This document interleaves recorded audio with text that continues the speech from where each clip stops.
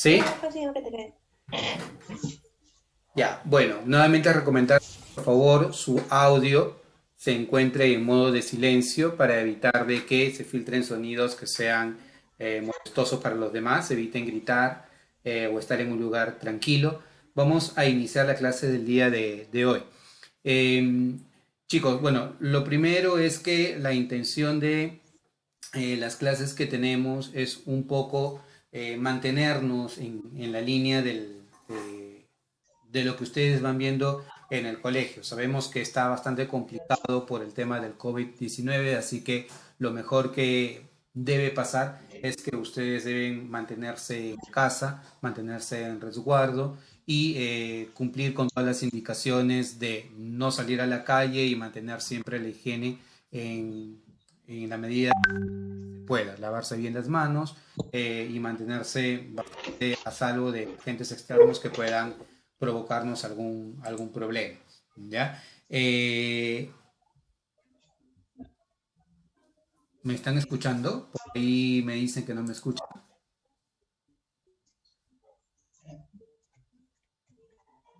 ¿Escuchan?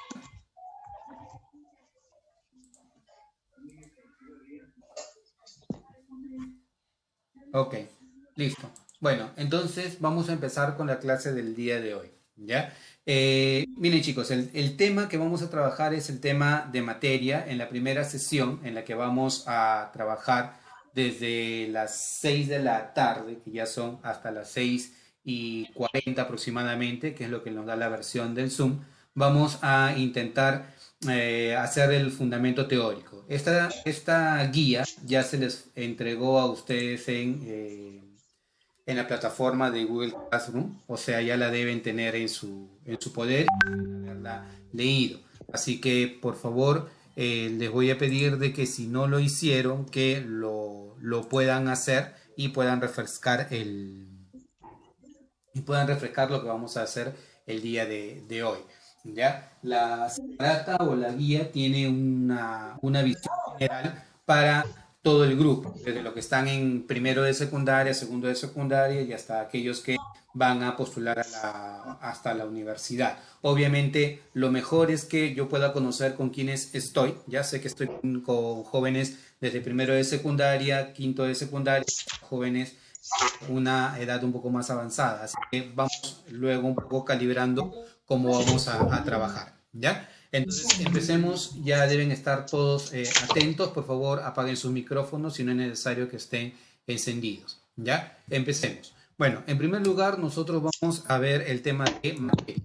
Materia viene a ser todo aquello que nos rodea y recuerden que materia tiene dos características principales. ¿Ya? La materia, que es todo aquello que nos rodea, tiene dos características. Uno, que posee masa y que además posee volumen. ¿Ya? La materia tiene dos propiedades generales, una que se llama masa y una que se llama volumen. Al volumen nosotros le llamamos como término general extensión. El término extensión significa que la materia ocupa un lugar en el espacio y a ese espacio se le llama extensión, ¿correcto?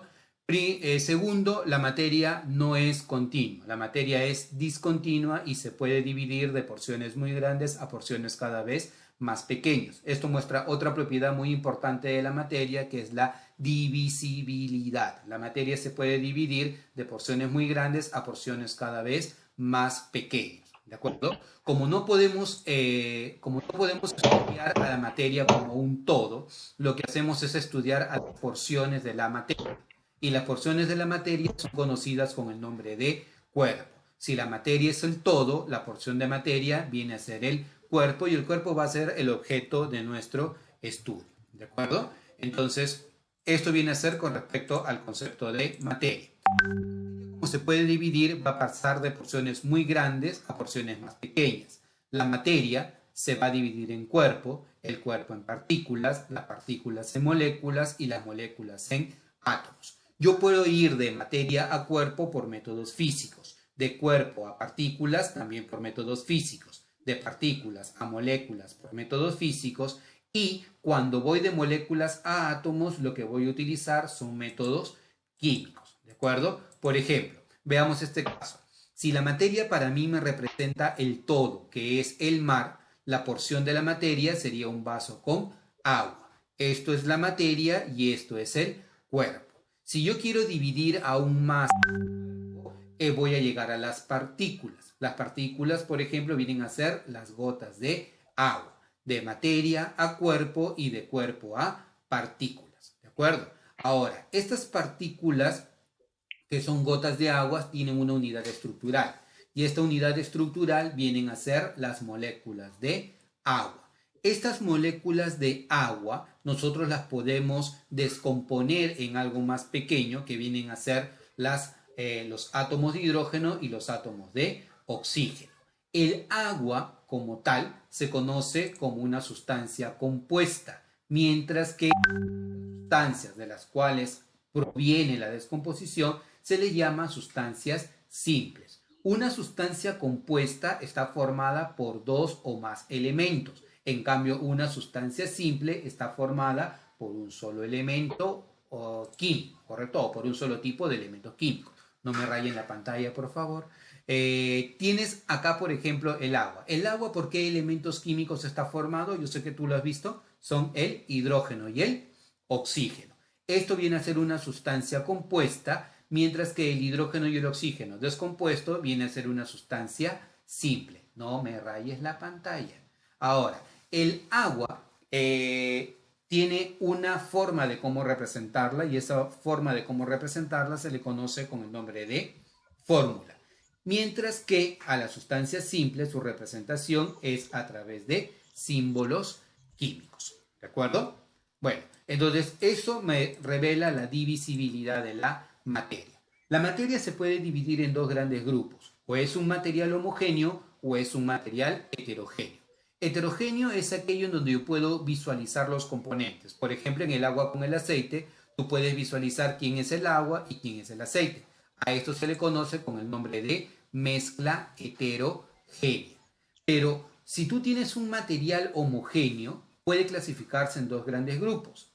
Puede ser una mezcla homogénea o puede ser una sustancia.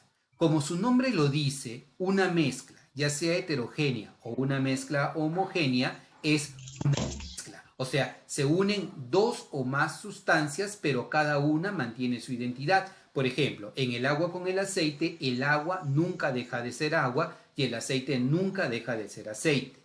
Y en una mezcla homogénea, la salmuera, ¿ya? La salmuera es una mezcla de agua con sal. En esta mezcla de agua con sal, con cloruro de sodio, el agua no deja de ser agua, ni la sal deja de ser sal. Estas son mezclas porque resultan de la unión de dos o más sustancias, pero va a ser heterogénea si yo puedo visualizar los componentes y va a ser homogénea si yo no puedo visualizar los componentes. Ahora, un material homogéneo también puede ser una sustancia.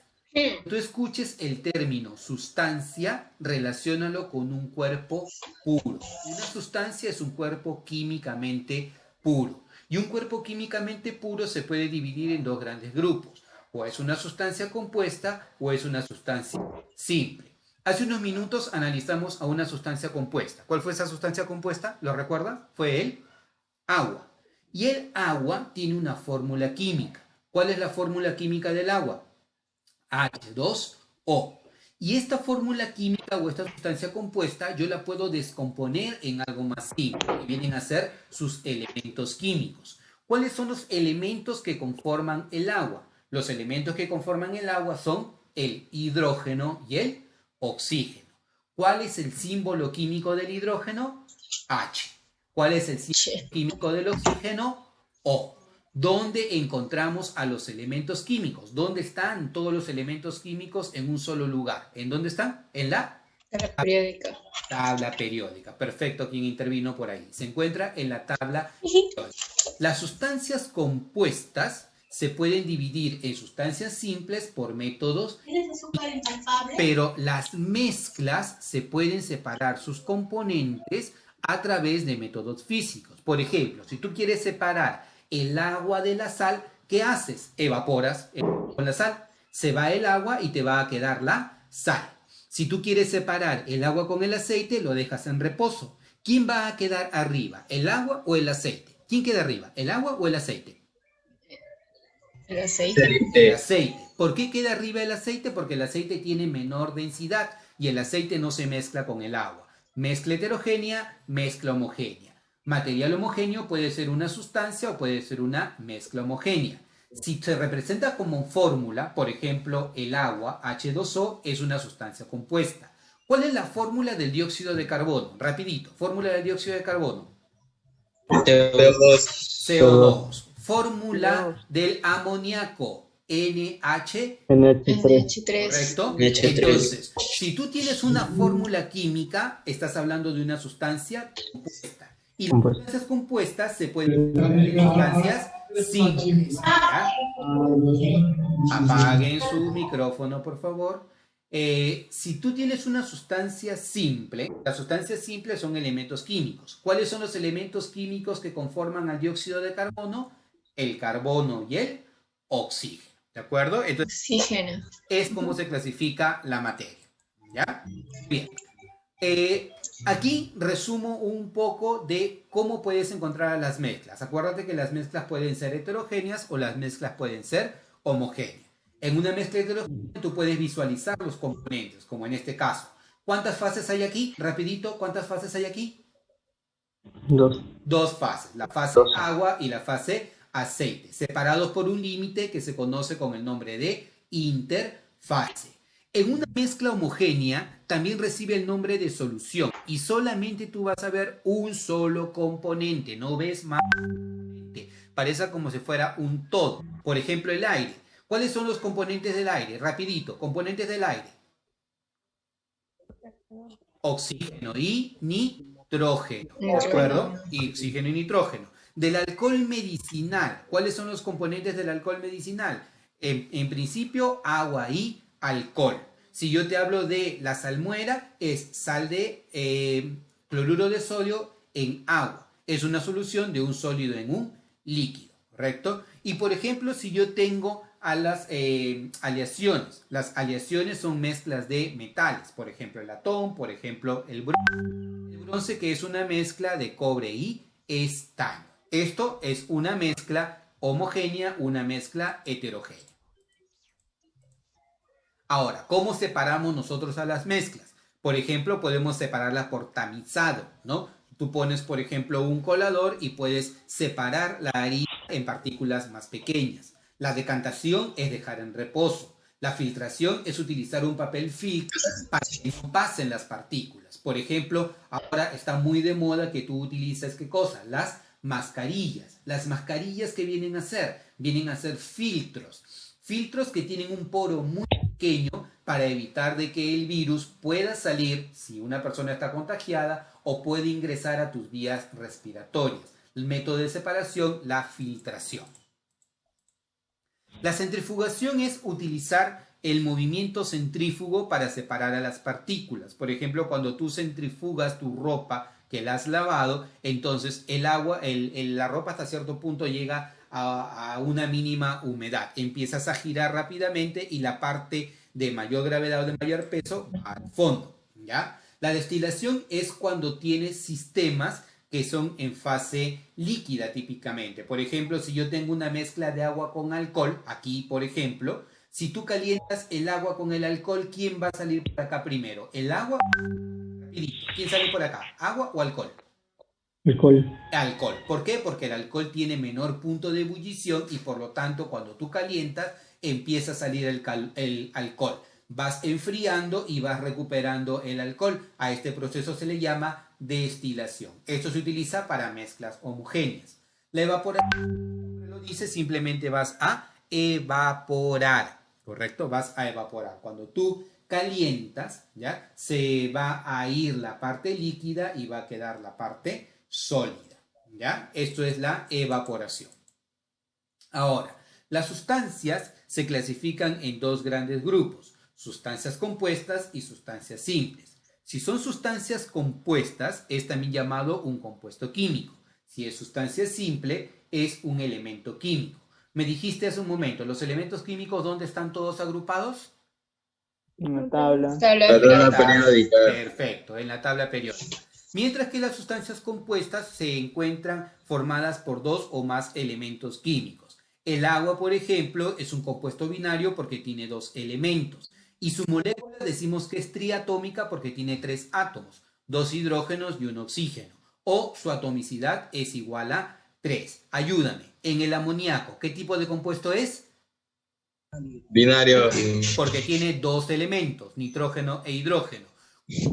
Como veo aquí en total, 4. 3 hidrógenos y un nitrógeno. Por lo tanto, es tetratómico o su atomicidad es igual a 4. Tú ya te diste cuenta para el ácido nítrico, ¿cierto? ¿Cuántos elementos diferentes ves? ¿Cuántos elementos diferentes hay aquí? 3. Hidrógeno, nitrógeno y oxígeno. Por lo tanto, es un compuesto ternario. Y como hay 5 átomos en total, vas a decir que la molécula es pentatómica. La mínima unidad de un compuesto se llama molécula y se representa mediante una fórmula química. Sin embargo, los átomos o las sustancias simples están formados por elementos químicos y su mínima unidad vienen a ser los átomos. Rapidito, respóndeme sí o no. ¿Hay algo más pequeño que el átomo? ¿Sí o no? No. Sí, si hay algo más pequeño que el átomo. Están los protones, los neutrones.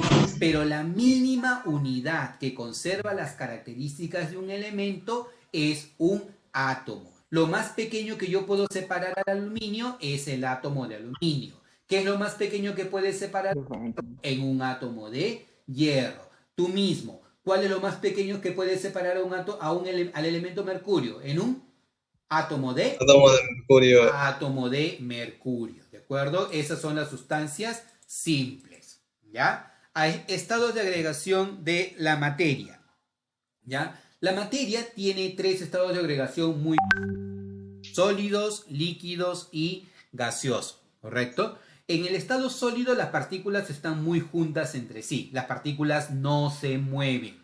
En el líquido las partículas también están juntas, pero tienen cierta libertad de movimiento. En cambio, en los gases las partículas no se tocan, están completamente separadas. ¿Y acá qué predomina en los gases? ¿El orden o el desorden? Predomina. Desorden. Perfecto, predomina el desorden. Los sólidos tienen forma y volumen definido. Los líquidos adoptan la forma del recipiente que lo contienen, pero tienen un volumen definido. Pero los gases no tienen ni forma ni volumen definido. Se pueden comprimir y se pueden expandir. Los gases se difunden, pasan de un lugar de alta presión a un lugar de baja presión. Si alguien ingresa a un salón y se ha colocado 1 litro de colonia, ¿vamos a saber que se ha colocado colonia? ¿Sí o no? Sí. ¿Por qué? Porque vamos a sentir el olor de su perfume en todo el salón. ¿Por qué? Porque los gases se difunden y pasan de un lugar de alta concentración a otro de baja concentración. En cambio, eso no pasa con los sólidos. Los líquidos se difunden muy lentamente. A los gases y a los líquidos se les llaman fluidos porque ellos pueden desplazarse de un punto hacia otro por diferencia de presión. En cambio, los sólidos no son fluidos porque ellos no pueden desplazarse. A este diagrama que tenemos acá, ¿cómo se le llama? Diagrama de fases. Y te muestra para una misma sustancia sus 3 fases típicas. El hielo, ¿qué fase del agua es? ¿Sólida, líquida o gaseosa? Sólida. El agua, como la conocemos, es la fase líquida. Y el vapor, obviamente, es su fase gaseosa. Gracias. Al punto en donde coinciden las 3 fases termodinámicamente se le llama punto 3. ¿Ya? Por un tema de tiempo no vamos a avanzar esto de acá, pero se los dejo para que ustedes lo puedan leer. Esto se llama un diagrama de calentamiento-enfriamiento. Es un diagrama muy importante porque te muestra cómo cambia una sustancia conforme tú la vas calentando. Algo pequeñito nada más. Esto me habla del calor que yo agrego y esto me habla de la temperatura.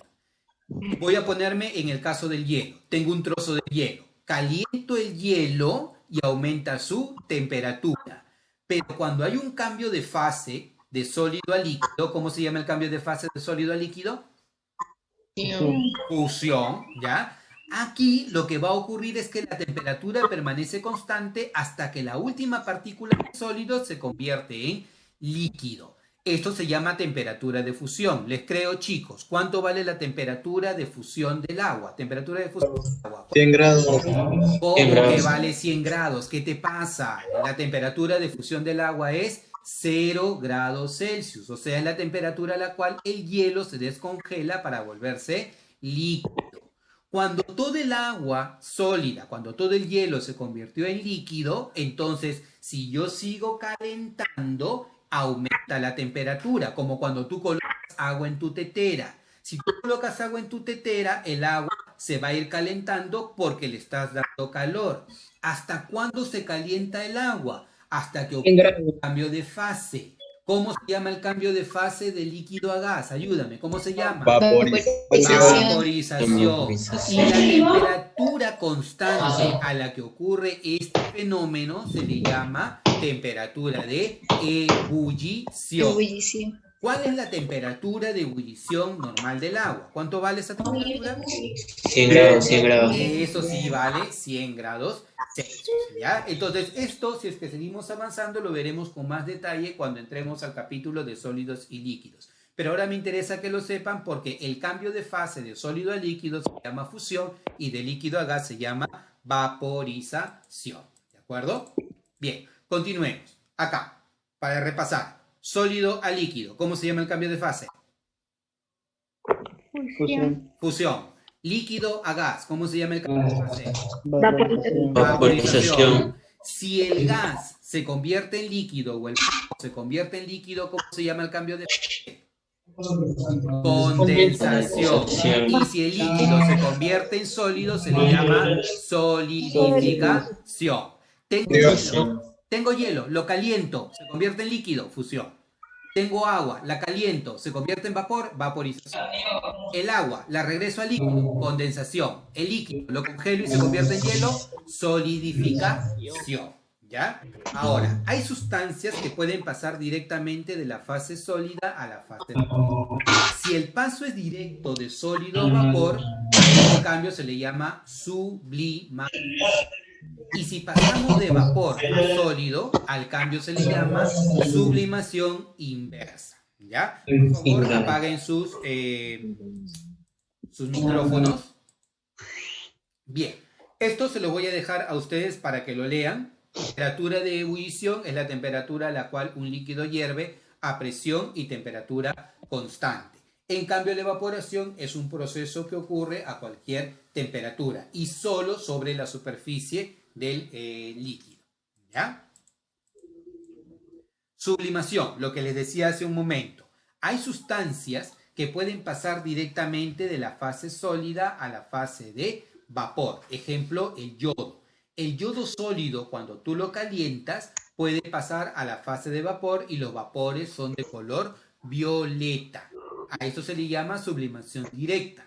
Si a esos vapores yo le coloco un trozo de hielo para que se enfríe, este proceso de vapor a sólido directamente se llama sublimación inversa, deposición o compensación.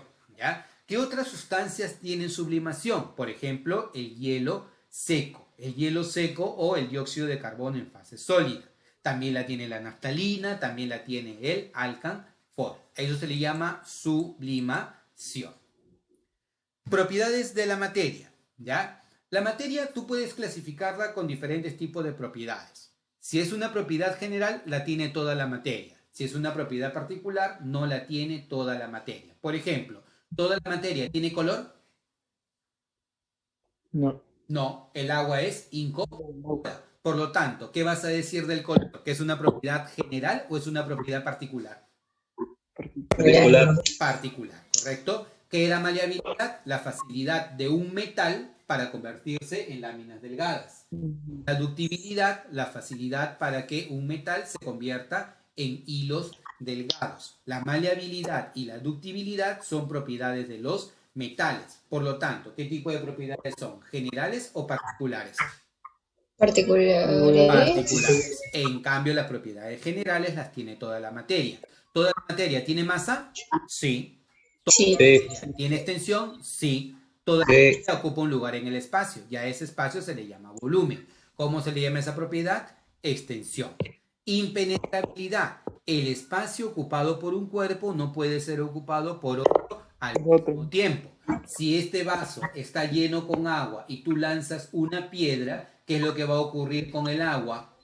Rebalsa, ¿cierto? ¿Por qué? Porque el espacio ocupado por el agua no puede ser ocupado por la piedra simultáneamente. La inercia es la capacidad de un cuerpo para mantener su estado de reposo o su estado de movimiento. ¿Ya? Otra forma de clasificar a las propiedades es como propiedades químicas o propiedades físicas. Las propiedades químicas solamente se pueden ver si la materia cambia. Por ejemplo, yo te digo, el papel es combustible. ¿Cómo me puedes demostrar que el papel es combustible? Acercándolo al fuego. Si se quema, entonces demuestras que el papel es combustible. ¿Cómo me puedes demostrar que la gasolina es inflamable? Acerca la gasolina al fuego y se va a encender. Demuestras que es inflamable porque ha sufrido un cambio químico. ¿Ya? En cambio, las propiedades físicas son aquellas que yo puedo ver sin necesidad de que la materia cambie. Por ejemplo, la dureza.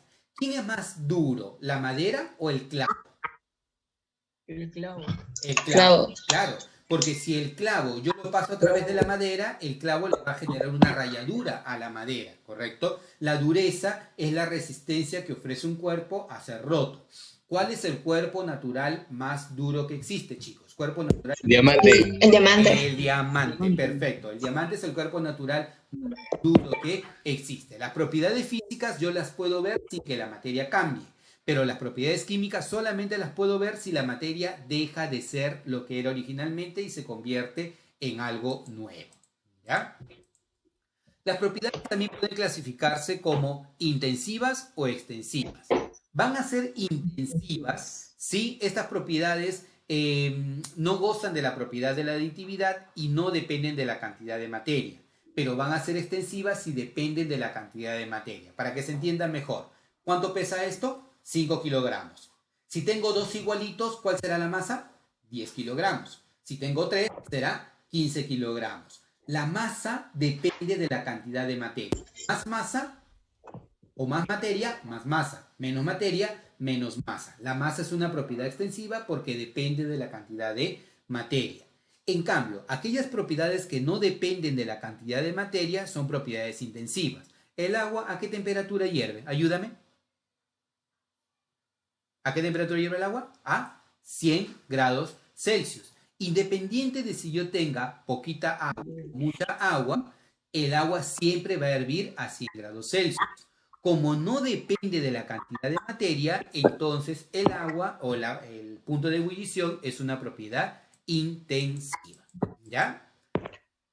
Para ir cerrando, ¿ya? Dos tipos de fenómenos. Los fenómenos físicos y los fenómenos químicos. Ojo, mucho cuidado. Hay una diferencia muy grande entre fenómeno y propiedad. ¿Ya? Un fenómeno, ¿ya?, es un cambio. En cambio, una propiedad es una cualidad. Por ejemplo, la evaporación del alcohol es un fenómeno porque le está pasando algo al alcohol. ¿Qué significa que el alcohol se esté evaporando? Está pasando de fase líquida a fase vapor. Esto es la sublimación del hielo seco. Algo le está pasando al hielo seco. Está pasando de la fase sólida a la fase de vapor. Es un cambio físico, ¿por qué? Porque yo puedo hacerlo sin que la materia cambie. El hielo seco sólido es dióxido de carbono. El hielo seco en vapor sigue siendo dióxido de carbono. Pregunta, cuando tú trituras una piedra, ¿la piedra deja de ser piedra? No, sigue siendo piedra, solamente que ahora se encuentra en partículas más pequeñas. Es un cambio físico. En cambio, un cambio químico es cuando la materia deja de ser lo que era originalmente. Si yo quemo una hoja de papel, ¿el papel se mantiene como era antes? No. ¿Puede tornar a lo que era originalmente? No, no puede hacerlo. Por lo tanto, es un cambio o un fenómeno químico. Todos aquellos cambios que hasta cierto punto son irreversibles son cambios químicos, cambios que se pueden observar cuando la materia deja de ser lo que era originalmente, ¿de acuerdo? Entonces,